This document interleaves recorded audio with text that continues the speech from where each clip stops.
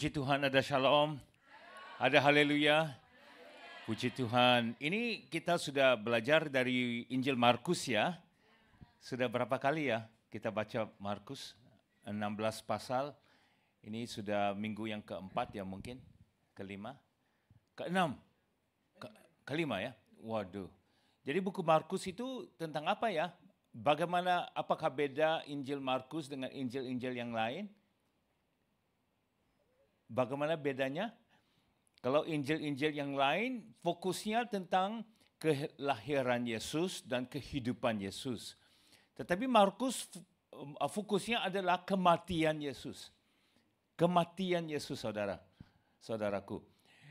Injil Yohanes permulaannya adalah, pada permulaannya firman Tuhan, ya, itu tentang permulaan Yesus di buku Kejadian sebagai Allah langsung menjadi manusia. Injil Matius dengan Injil Lukas, permulaan Yesus itu adalah permulaan dari Adam dan juga dari Abraham. Ya, bagaimana Yesus itu menjadi manusia, kemanusiaan Yesus, tetapi Yohanes tentang ketuhanan Yesus. Itu beda ya saudara. Ini memang sangat penting sekali. Tetapi Injil Markus adalah permulaannya Injil Yesus Kristus, anak Allah. Langsung bilangnya Injil itu dari Tuhan. Dan Injil itu kerajaan Allah. Amin saudara. Sudah baca ya Markus pasal yang pertama. Jadi Markus mengatakan permulaan Injil itu. Bukan permulaan Yesus sebagai Tuhan atau manusia. Permulaan Injil, pelayanan Yesus, Injil. Kabar Injil itu kabar baik, tetapi kabarnya apa? Kan seringkali orang bilang, saya khotbahnya Injil.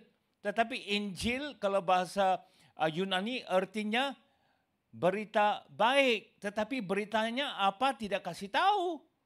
Jadi apakah berita yang baik itu saudara? Saya mau tanya.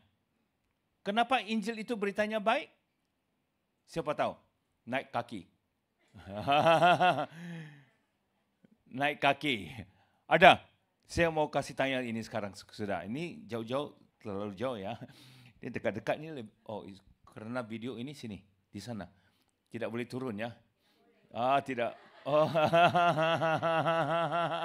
Yang bilang tidak boleh, kasih jawab sekarang.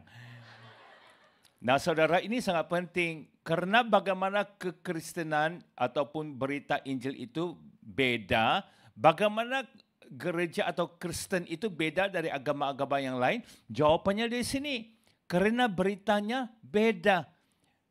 Berita Injil adalah tentang Yesus Kristus. Berita itu berita baik karena berita itu bukan berita manusia, tetapi berita dari Allah. Kebanyakan agama beritanya manusia, bukan fokusnya Tuhan. Nah, langsung yang ketiga, Markus katakan yang pertama, pasal pertama mengatakan berita itu baik karena itu tentang berita bukan keselamatan, kerajaan Allah yang ada hadir di sini. Ini dari pasal pertama baca, satu kali lagi di sana ada itu. Ya, jadi kenapa Injil itu baik? Karena itu kabar kerajaan Allah. Apakah kerajaan Allah? Bahasa Yunani kerajaan itu dalam bahasa Yunani adalah basilia. Basilia artinya kalau definisi yang simple ya, yang ringkas adalah kerajaan itu adalah raja. Kan ada kerajaan raja. Apakah kerajaan Allah? Kerajaan Allah adalah tentang Raja Yesus. Ya, kalau dengan lengkap kerajaan itu artinya raja, tempat dia bertata dan rakyatnya. Kan kalau Indonesia ada presiden. Presidennya siapa sekarang? Oh, ini sekarang ada krisis ya di Indonesia. Waduh, mau doa Indonesia ya, negeri kita ya. Amin. Yang kedua, harus ada tempatnya. Ya, tempatnya. Ada yang Sumatera, ada yang Kalimantan, gitu ya. Yang timur itu sudah tidak ada ya. Timor Leste. Dulu ada, sekarang bukan Indo lagi ya. Aduh sayang ya. Ada yang dari Timur Leste? Itu sudah bebas ya. Itu kontroversial ya itu sekali. Yang ketiga harus ada rakyat. Jadi firman Tuhan mengatakan Injil baik itu adalah tentang kerajaan Tuhan. Dia raja, rakyatnya dan tempatnya bertata. Jadi di buku Kejadian pertama ayat pertama sama ayat kedua mengatakan dari permulaan Tuhan menciptakan langit dan bumi, itu tempat ya dia bertata. Yang pencipta itu yang berfirman itu Tuhan, langsung diciptakan manusia Adam dan Hawa, itu tiga. Sekali itu kerajaan Allah. Dari permulaannya Tuhan menciptakan kerajaannya, langit dan bumi. Ya, langit dan bumi itu adalah seperti rumah yang punya dua lantai. Yang di atas sama di bawah. Di atas itu rumah Tuhan, tinggalnya di sorga. Di bawahnya bumi, tinggalnya manusia. Yang di sorga itu rohani, yang di bumi itu jasmani. Ya, yang di sorga itu tidak kelihatan, tetapi yang di bumi itu bisa kelihatan. Langsung Tuhan mengatakan dia menciptakan Adam. Adam itu adalah rupa Allah, diciptakan dalam rupa Allah. Kita tidak bisa kelihatan Tuhan, tetapi bila kita lihat Adam, kita lihat rupa Allah. Kan kita bila lihat anak Pak Yeremia, nampaknya rupa Pak Yeremia. Betul tak? Ya, dari kepala sampai perut sampai kaki sama-sama fotokopi. Ya. Nah, siapa yang sudah ketemu Bapak Pastor Yeremia? Nama Bapak siapa? John. Pak John Gurning. Siapa pernah ketemu Pak John Gurning? Baru 5 kaki naik sana. 10 kaki sudah naik. Ya. Nah, kebanyakan semua belum pernah ketemu Pak John Gurning. Nah, bila kita lihat Pak Yeremia, kita sudah lihat rupa Pak John Gurning. Benar-benar loh. Benar kan? Ya, hampir seperti abang adik ya. Ya, abang adik. Siapa abang, siapa adik saya tidak tahu. Sama, rupa dia. Sama juga Tuhan mengatakan kita belum pernah kelihatan langit, sorga. Tapi bila kita melihat bumi, kita melihat rupa sorga. Ya. Kita belum pernah kelihatan, kita tidak tahu bagaimana Tuhan ingin berhubung dengan manusia. Kasih Tuhan buat manusia. Tetapi bila kita melihat Adam dan Hawa, perhubungan mereka, kita melihat rupa Allah menyayangi manusia. Karena buku Efesus katakan apa? Kasihilah istrimu seperti Yesus mengasihi gereja. Nah, yang istri tunduklah kepada suamimu seperti gereja tunduk akan Yesus. Nah, jadi kita harus kawin orang Kristen. Kalau yang bukan Kristen tidak bisa mengasihi kita seperti Yesus mengasihi gereja. Langsung kita sudah kawin yang bukan Kristen, kita marah-marah suami tidak kasih sama saya. Patutlah tidak kasih. Karena dia tidak tahu kasih Yesus Kristus, saudara. Nah, nanti menyesal.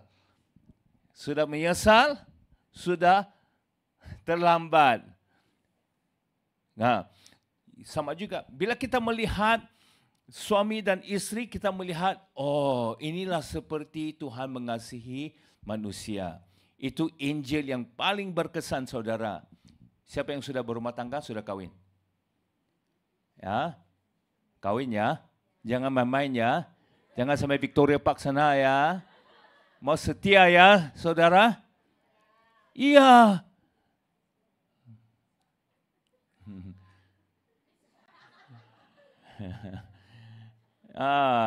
Nah, kerajaan Tuhan. Jadi dari buku Kejadian, pasal pertama, pasal kedua, kerajaan Tuhan itu langit dan bumi, sorga dan bumi, ya, satu kerajaan. Karena manusia berdosa, langsung Adam dan Hawa dihalau keluar dari Eden. Tetapi Eden itu bumi dengan kerajaan Allah, langit, sorga itu bertentangan. Tetapi Tuhan mau langit atau sorga dengan bumi bersatu lagi sekali lagi. Langsung Tuhan mengutus anaknya ke bumi. Langsung Yohanes pasal pertama mengatakan firman itu, dari permulaannya firman itu bersama dengan Tuhan. Langsung seterusnya mengatakan firman itu Tuhan dan berapa? Dwell among us. Bertata? Bukan. In the beginning was the word was with God, the word was God, and dwell among us, full of grace and truth. Dwell itu kalau bahasa Yunani, dia menetap. Ini bahasa Indonesia sekarang ya, bukan Canton ya. Menetap? Tinggal menetap sama. Sama, tinggal, tetapi bahasa Yunani menetap. Dwell among us, artinya kalau bahasa Yunani itu tabernacle. Tabernacle itu bait Allah. Jadi Yesus itu menjadi bait Allah di antara kita. Langsung bait Allah itu bukan suatu bangunan, tokoh, tetapi seorang. Itu Yesus menjadi bait Allah Tuhan bersama dengan kita. Seperti kita sudah terima Yesus, kita menjadi bait Allah karena Roh Kudus diam di dalam kita ya. Sama juga konsepnya gitu. Jadi Yesus menjadi Eden di bumi ini. Ya. Karena Eden itu adalah pertemuan di antara sorga dan bumi. Sorga dan bumi ketemunya di mana? Eden. Di mana Tuhan ketemu dengan manusia, tempatnya Eden. Bumi itu besar. Tetapi Tuhan tidak ketemu sama Adam dan Hawa di mana-mana sahaja di bumi. Tidak ada. Hanya satu tempat saja. Tempatnya Eden. Seperti kita hari ini, Tuhan hanya bertemu dengan kita di mana? Tanner Road. Bukan Marble Road. Bukan Kings Road. Tapi Tanner Road. Itu Eden kita di mana kita bersekutu dengan Tuhan. Langsung manusia sudah berdosa, Edennya tidak ada lagi. Langsung Yesus datang, Yesus menjadi Eden, menjadi bait Allah itu. Tempat di mana manusia dengan Tuhan bersekutu. Tempat di mana sorga dan bumi berkawin. Ya, di sana mereka ketemu. Seperti kita hari Minggu ketemu teman di mana? Victoria Park. Victoria Parknya jadi Eden. Sekarang Indo ini bukan Victoria Park aja, di sini langsung sini. Banyak sini sudah. Sudah North Point Park. Ini depan ini panggil park apa itu? Ada Harbour North Park di sana. Ya, di tempat kita ketemu. Ya. Jadi saudara, maksud saya di sini, jadi bila Yesus katakan berita Injil itu adalah kedatangan kerajaan Allah. Artinya Tuhan yang raja itu sudah datang di bumi. Ya, dia menjadi Eden. Oleh karena itu kabar baik. Sekarang ngerti apakah arti Injil? Sudah tahu? Ya, Injil adalah kerajaan Tuhan sudah hadir di bumi. Itulah sebabnya Yesus mengatakan ini doa Allah Bapa ya. Yang ada di surga, termulialah, terkuduslah namamu. Ya, karena seringkali kita melihat Tuhan, kita melihat yang pertama kekudusan Dia. Saudara, harus ingat, bila kita ketemu Tuhan, yang pertama kita lihat kekudusannya. Bila kita melihat manusia, yang pertama kita melihat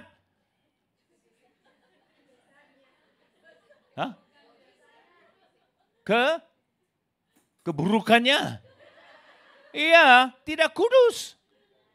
Langsung bila manusia dalam hadirat Tuhan mengatakan, oh saya orang yang berdusta, yang berdosa.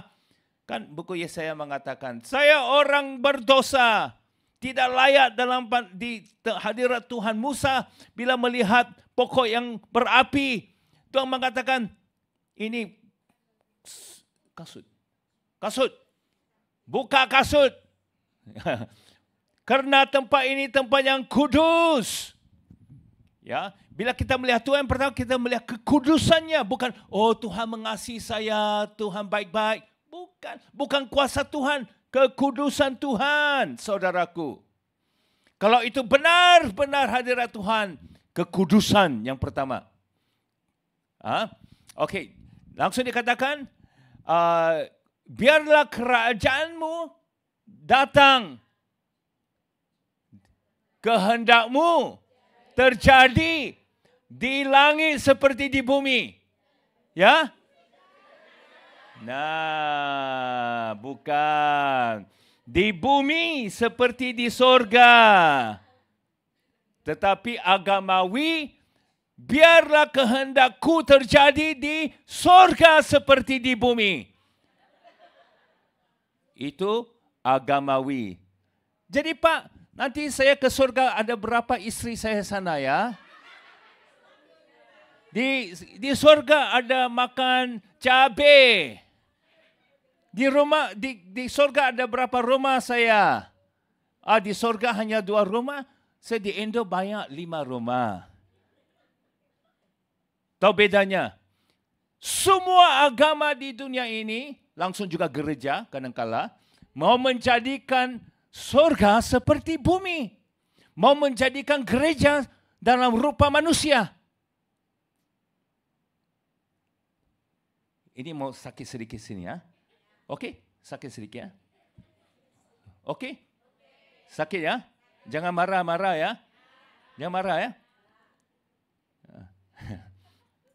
Saya mau cari gereja Indo, kerana saya Indo.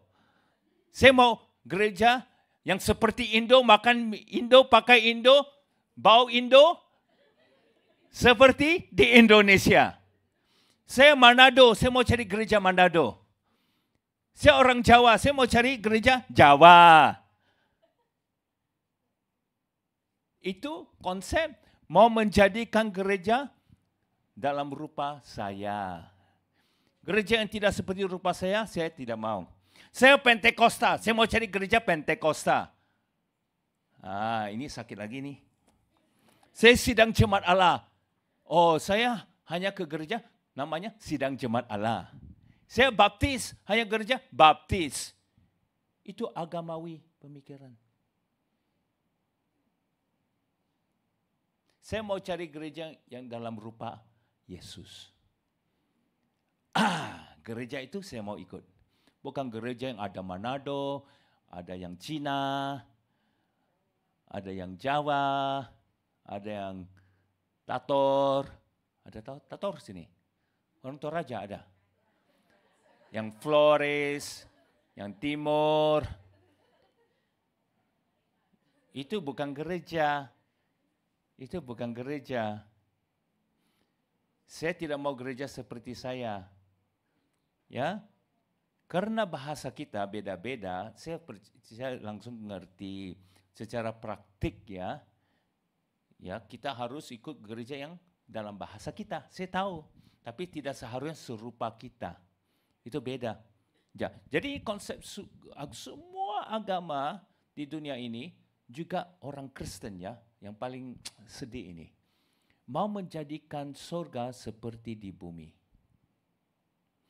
Kehendakku terjadi di surga seperti di bumi. Gereja seperti saya. Kalau saya tidak ketemu, saya merintis gereja baru. Gerejanya nama saya.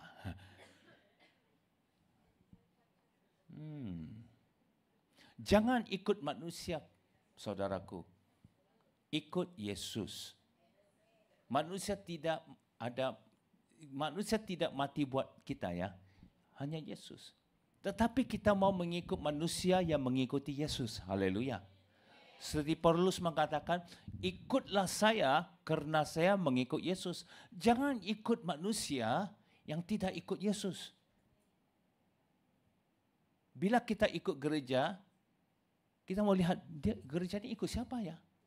Yang di depan siapa itu? Yesus. Amin. Nah, jadi Yesus datang ke dunia ini, ke bumi. Yesus mengatakan, saya hanya melakukan apa yang saya lihat Bapakku lakukan. Ya, ada? Ya. Yesus, bila kita lihat Yesus, kita melihat rupa Allah Bapa. Segala sesuatu yang Yesus lakukan itu adalah sesuatu yang Allah Bapa yang lakukan. Jadi bumi ini serupa seperti sorga. Apakah arti gereja? Gerejanya juga konsepnya sama. Kita hanya lakukan pelayanan kita karena kita melihat, oh ini yang Tuhan sedang lakukan. Jadi kita ikut. Kita khotbahkan, kita beritakan apa yang kita dengar. Bapa Surgawi beritakan. Karena kita tunduk kepada Dia, kita ikut sama Dia. Bukan hikmat kita sendiri, gitu. Ya. Jadi Markus menunjukkan kepada kita yang pertama, apakah berita Injil itu? Berita Injil itu bukan berita agamawi. Berita agamawi adalah perbuatan kita sendiri, pekerjaan kita sendiri, menyelamatkan diri kita sendiri. Tetapi Injil itu adalah kegiatan, perbuatan kerajaan Tuhan, Raja Yesus, apa yang Dia sudah lakukan buat kita. Jadi pada hari ini, apa yang saya mau ngomongkan pada hari ini adalah kematian Yesus Kristus. Markus mengatakan tentang kematian Yesus dari permulaan Injilnya, dari pasal yang kedua langsung sampai terakhir. Bukan kelahiran Yesus, bukan kehidupan Yesus, tetapi kematian Yesus. Ini bikin heran. Kenapa Markus fokusnya kematian Yesus? Kenapa Yesus harus mati? Yesus harus mati supaya kita boleh hidup. Kalau Yesus tidak mati, kita yang mati. Markus mengatakan, kalau kita mau hidup, Yesus harus mati. Karena Yesus mati, kita boleh hidup, saudaraku. Jadi apakah arti ini ya? Lihat buku Roma pasal 5 ayat 12. Buku Roma pasal 5 ayat 12. Sebab itu sama seperti dosa telah masuk ke dalam dunia oleh satu orang, dan oleh dosa itu juga maut. Bila kita berdosa, hasilnya adalah, upahnya adalah maut. Setiap bulan kita sudah kerja, ada upah ya. Ya. Sudah terima upah? Sudah. Ini baru ya, sudah. Baru ada upah. Dosanya juga ada upah. Sudah terima upahnya? Kita tidak mau upah itu ya. Setiap yang berdosa harus ada upah. Upahnya adalah maut, mati, maut. Nah, dia katakan sebab itu sama seperti dosa telah masuk ke dalam dunia oleh satu orang. Karena satu orang. Siapa satu orang itu? Satu orang itu adalah Adam. Karena Adam, dosa Adam itu membawa maut, demikianlah maut itu telah menjalur kepada semua orang. Karena semua orang telah berbuat dosa. Nah, ini bikin ini tidak adil. Karena satu orang berdosa, semuanya berdosa. Jadi saudara dengar ya, saya pendosa. Tahu siapa pendosa? Pendosa, sinner. Berdosa, sin. Oke. Saya adalah pendosa bukan karena saya berdosa. Wah, ini bahasa Indonesia lumayan sekali. Saya pendosa bukan karena saya berdosa. I am a sinner not because I sin. Karena saya seorang pendosa, langsung saya berdosa. Tahu bedanya? Yang satu identitas, yang kedua aktivitas. Karena identitas saya pendosa, langsung aktivitas saya berdosa. Saya bukan pendosa karena saya berdosa. Saya pendosa karena Adam berdosa. Ngerti? Karena Adam berdosa, saya pendosa. Dan karena saya pendosa, karena Adam berdosa, sekarang saya berdosa. Ada dua jenis dosa sini. Yang menjadikan saya pendosa adalah Adam yang berdosa. Dan juga saya ada dosa sendiri. Karena saya pendosa, langsung saya berdosa. Tahu gak? Saudaraku, bedanya. Tetapi konsep agamawi ini beda. Karena saya berdosa, langsung saya pendosa. Ini konsep agamawi. Karena saya berdosa, langsung saya pendosa. Jadi, kalau saya membuat sesuatu yang benar, langsung saya menjadi orang benar. Itu agamawi. Oh, saya doa, saya puasa, saya menyembah Tuhan, saya ke gereja-gereja, saya bikin yang baik semua. Oh, saya baik sekali orang, benar sekarang. Aktivitas saya menjadikan identitas saya. Itu konsep agamawi. Tetapi firman mengatakan tidak ada seorang pun yang baik, hanya Tuhan yang baik. Bagaimana baiknya kita tidak bisa menemukan, mencapai standar Tuhan. Seperti di rumah, kita bikin bersih. Majikan bilang, masih kotor. Ayah, besok bersih. Ini lebih bersih dari kemarin. Masih kotor. Tidak bisa capai level majikan. Tahu gak? Ngerti sekarang. Tapi ini lebih bersih dari kemarin. Karena bagaimana bersihnya itu masih tidak bisa capai standar, karena itu bukan yang baru. Tahu gak? Kalau yang baru itu bukan saja bersih, dia baru. Kita bikin bersih, susah bersih, masih tidak seperti lebih dulu bila ia baru, saudara. Jadi kalau kita mau yang terbersih, kita harus diperbaharui, saudara. Jadi bilang sama Mem, lehoi maya kosan gala. My house bersih lah. Jadi kita bawa baju itu, kita cari yang baru. Mem, ini bersih ya? Ya, bersih karena baru. Mobilnya kasih tukar jadi yang baru. Jadi kita jadi penciptaan yang baru. 2 Korintus pasal 5 ayat 17. Kita ciptaan baru. Ciptaan baru artinya ditukar, bukan diubah. Agamawi konsepnya diubah. Nanti Mem bilang, tidak cukup. Mohoi. Ngam. Sampai kita ditukar. Jadi Yesus datang supaya kita bisa ditukar, bukan diubah. Apakah bedanya? Bila kita mau kembali ke Indonesia, kita pergi pengurup uang nggak? Money exchange. Penukar uang. Jadi kita bawa 1.000 Hong Kong. Sampai penukar uang, kalau rupiah berapa? 2.000, 2 juta. 2 juta. Wow. 1.000 Hong Kong 2 juta. Wow, 2 juta. Haleluya. Ini banyak itu. Tapi sama aja ya. Kalau value ya. Value itu apa? Nilainya sama. Tapi bilangnya 2 juta. Seperti kaya raya ya.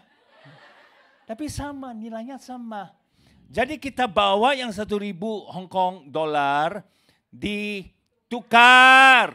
Bukan diubah. Ditukar. Yang diberinya nilainya sama walaupun itu 2 juta. Nilainya sama. Seperti ini juga. Tuhan memberikan kebenaran Dia kepada kita.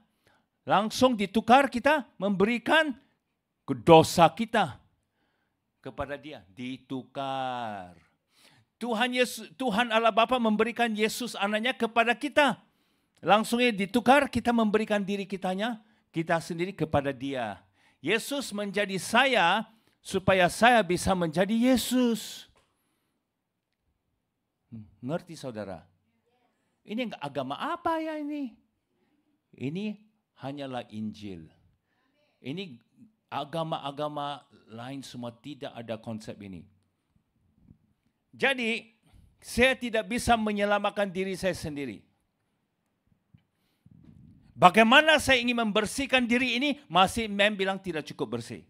Jadi harus saya beli yang baru. Bagaimana menjadi pencipta baru? Firman Tuhan mengatakan, mari kita lihat 2 Korintus pasal 5 ayat 21. Dia yang tidak mengenal dosa telah dibuatnya menjadi dosa karena kita. Nah, Yesus yang tidak mengenal, banyak ini saya tidak kenal. Ini tidak kenal. Yang kenal. Ini separuh ini saya tidak kenal. Saya tidak kenal. Ya, belum pernah ketemu, tidak tahu namanya, tidak kenal. Ya, tidak kenal. Jadi Yesus tidak kenal sama dosa. Karena dia belum ketemu dosa.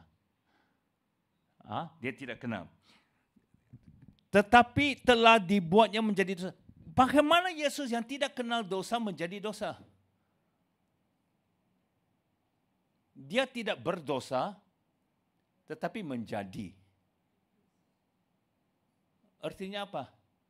Nah, langsung dia mengatakan, karena kita, supaya dalam Dia kita dibenarkan oleh Allah. Kalau bahasa Yunani, sepatutnya begini. Dia yang tidak mengenal dosa telah dibuatnya menjadi dosa karena kita, supaya dalam Dia kita menjadi benar. Kita menjadi benar. Seperti Yesus menjadi dosa. Kalau bahasa Yunani. Bahasa Indonesia juga ada banyak penterjemahan yang beda-beda. Mungkin ada penterjemahan menjadi benar. Adakah? Adakah? Mungkin ada ya. Menjadi benar. Jadi yang penting ini, Yesus tidak mengenal dosa, tidak pernah berbuat dosa, tetapi menjadi dosa. Nah, Yesus kelayakan Dia mati di kayu salib buat dosa saya, seharusnya Dia tidak berdosa. Kenal saudara? Tahu? Kalau Dia berdosa, Dia tidak, pengorbanan Dia tidak akan diterima oleh Allah Bapa karena Dia berdosa. Dia haruslah menjadi Allah domba yang suci, yang kudus, yang bersih. Tetapi ada suatu problem. Tuhan tidak bisa menghukum, tidak boleh menghukum seseorang yang benar kecuali dia dibuktikan sudah melanggar atau bersalah. Kan? Kalau Pak Polisi hari ini datang tangkap Pak Yeremia. Dia bilang, Pak Yeremia ada bikin itu, bikin ini. Tapi tidak ada bukti. Jadi kalau konsep undang-undang di dunia ini, innocent until proven guilty. Kamu adalah orang yang benar sehingga dibuktikan kamu ada kesalahan. Tetapi katakan dia dibuktikan dia melakukan kesalahan. Saya bilang, oke, Pak Polisi, saya masuk penjara. Kasih Yeremia pulang ke rumah karena dia ada 2 anak tunggu sana. Nangis-nangis. Ibu Silvi sudah tunggu-tunggu. Kasihan mereka. Biar saya yang masuk penjara. Tapi saya ini tidak ada kesalahan. Saya benar. Pak Polisi memang tidak mengambil saya masuk penjara. Karena saya benar. Tapi saya rela. Tidak boleh. Pak Polisi bilang tidak boleh. Tidak boleh digantikan gitu. Tidak boleh. Kecuali saya menjadi Pak Yeremia. Ya, sampai tidak ada rambut sini, sampai sini yang lebih besar dalam rupa dia. Dan dia menjadi saya dalam rupa saya yang cantik-cantik ini.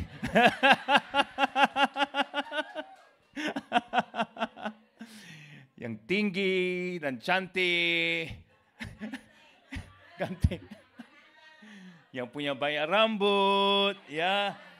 Yang pintar-pintar. Seperti saya. Dia menjadi saya. Karena saya menjadi dia. Nah, langsung saya masuk penjara. Nah, saudara, begini yang sama juga contohnya sini. Yesus mengambil tempat saya menjadi saya. Langsung dia mati di tempat saya. Dia mengambil hukum saya karena upah dosa adalah maut. Dia mengambil upah dosa saya. Dihukum karena saya, karena dia layak. Karena sekarang dia sudah menjadi saya. Kenal saudara? Bila Yesus menjadi saya menjadi dia. Dia bilang apa? Dia yang tidak mengenal dosa telah dibuatnya menjadi dosa karena kita. Karena dosa saya. Dia mengambil tempat saya. Itu artinya keselamatan. Keselamatan artinya salvation adalah Yesus mengambil tempat saya, langsung dia mengambil hukuman saya. Dia dihukum supaya saya tidak perlu dihukum. Saudara pernah buat salah kah? Tidak pernah kan? Ini orang baik-baik semua ya. Pernah. Ya, pernah dihukum? Pernah juga ya. Ya, pernah. Tapi ada satu penghukuman yang paling dahsyat. Itu maut. Penghukuman dari Tuhan. Itu belum. Yang dulu hukum itu orang tua hukum kita, ya, guru hukum kita di sekolah, memser hukum kita. Ada memser hukum enggak? Tidak boleh ya. Tidak boleh ya. Kalau ada, bagi Pastor Yeremia. Adakah memser hukum? Jangan takut ya. Mau kasih tahu ya. Ya, itu tidak boleh. Ya, tapi ada penghukuman yang akan datang. Belum lagi. Penghukuman dari Tuhan. Masuknya ke mana? Neraka. Kan? Yesus mengambil penghukuman kita. Ini masa yang lampau, yang lalu. Dan sekarang, pada masa ini, bukan sahaja Tuhan sudah forgiven our sin. Mengampuni kita karena Tuhan mengambil tempat kita dan penghukuman kita. Tetapi masa ini, Tuhan give us power over sin. Tuhan memberikan kita kekuatan dan kuasa terhadap dosa. Mengampuni kita, dosa kita, mengampuni. Tetapi juga memberikan kita kuasa terhadap dosa. Nah, iblis tidak takut kalau dosa kita sudah diampuni. Dia tidak takut. Dia bilang, bagus. Ke gereja loh. Sudah lama enggak ke gereja. Jangan lupa icak di ICA Tanner Road. Setiap malam iblis mungkin kasih tahu, ada dosa, minta ampun sama Tuhan ya. Nanti sudah dibaptis, ini minggu depan ya, baptisan. Iblis juga datang, dibawa bunga-bunga lagi. Iblis tidak takut. Kalau kita tahu sudah diampuni, tidak takut. Tetapi iblis yang paling takut, kalau kita tahu kita punya kuasa terhadap dosa. You have power over sin. Kasih tahu sama teman kiri kanan, saya ada kuasa terhadap atas dosa. Saya punya kuasa atas dosa. Nah, bila Pastor Ed bilang, kasih tahu teman kiri kanan saya ada kuasa atas dosa, iblis takut. Dia bilang, jangan cakap, jangan ikut dia cakap itu, jangan. Saya bagi satu kesempatan lagi. Kasih tahu teman belakang depan, saya ada kuasa atas dosa. Nah, iblis takut sekarang. Kenapa dia takut? Karena saudara kalau ada kuasa atas dosa, saudara juga ada kuasa atas iblis. Kalau saudara tidak ada kuasa atas iblis, iblis ada kuasa atas saudara. habis. Jadi saudara pilih siapa yang lebih berkuasa. Apakah saudara lebih berkuasa atau iblis lebih berkuasa? Kalau saudara tunduk kepada iblis dan dosa, saudara sudah menjadi hamba kepada dosa. Katakan satu kali lagi sama saya. Saya ada kuasa atas dosa. Haleluya. Sudah bebas ini semua. Haleluya. Jadi Tuhan mengampuni kita. Saudara, kalau Tuhan sudah mengampuni kita, kita harus mengampuni orang lain. Kalau sudah Tuhan mengampuni saudara ini, saudara itu, jadi kita juga harus mengampuni dia.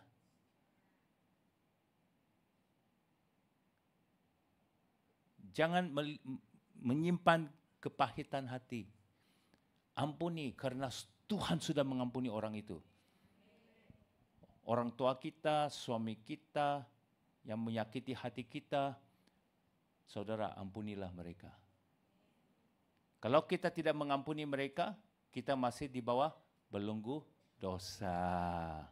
Tidak punya kuasa atas dosa. Yang memser, yang menyakiti hati kita, kita ampuni mereka.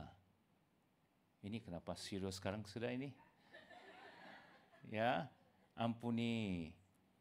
Bila kita mengampuni mereka, kita yang dibebaskan. Kepahitan ini adalah seperti begini ya. Kita minum racun. Kita minum racun hari-hari. Ya, kita pikir kalau saya minum racun ini, yang akan mati. Saya minum racun lebih lagi, yang akan mati. Yang mati kita. Karena kita yang makan racun. Kepahitan begini juga. Kepahitan itu racun. Orang yang bodoh adalah orang yang minum kepahitan, racun, ketidakmaafan, ketidakmengampunan itu. Pikirnya saya membalas dendam terhadap orang yang musuh-musuh saya. Itu yang ketiga, keselamatan itu adalah di mana Tuhan membebaskan kita dari hadirat dosa. Daripada penghukuman dosa, dari kuasa dosa, dari hadirat Tuhan. Ada hadirat dosa satu hari nanti, biasa Yesus kembali. Ya. Jadi kerajaan Tuhan hadir di sini artinya kita itu adalah Eden. Di mana Tuhan bersekutu dengan manusia, dengan saya. Jadi surga itu di dalam saya sekarang. Jadi definisi keselamatan adalah begini ya. Surga ada di hatiku pada hari ini. Supaya satu hari nanti saya akan di dalam surga. Salvation is heaven in me today and me in heaven one day. Itu keselamatan. Kalau agamawi adalah I am in heaven one day. Today saya tidak tahu. Saudara pada hari ini, apakah saudara sudah diselamatkan? Ada. Yang belum diselamatkan, ini hari diselamatkan. Biar ada hadirat Tuhan surgawi di dalam hati kita. Surga itu bukan saja satu tempat yang kita ke sana. Surga itu adalah hadirat Tuhan. Di mana hadirat Tuhan itu, tempat itu surgawi. Bila Tuhan hadir di sini, tempat ini rasanya seperti di surga. Tempatnya cantik-cantik seperti di surga. Langsung Tuhan di dalam kita, perasaan kita surgawi, ada damai sejahtera. Langsung Matius pasal 6 ayat 33, Yesus mengatakan, carilah kerajaan Allah terlebih dahulu dan kebenarannya. Roma 14:17 Paulus mengatakan kerajaan Allah adalah kebenaran, damai dan righteousness, peace and joy. Kesukacita. Bila kita ada hadirat Tuhan, ada kebenaran, ada sukacita, ada kedamaian. Haleluya. Itulah sebabnya Yesus mati di kayu salib buat dosa kita. Supaya kita tidak perlu mati, kita bisa hidup selama-lamanya. Jadi bila kita menerima Yesus, pada waktu itu roh kita hidup. Seperti Adam hari itu dia berdosa, rohnya mati. Selepas 930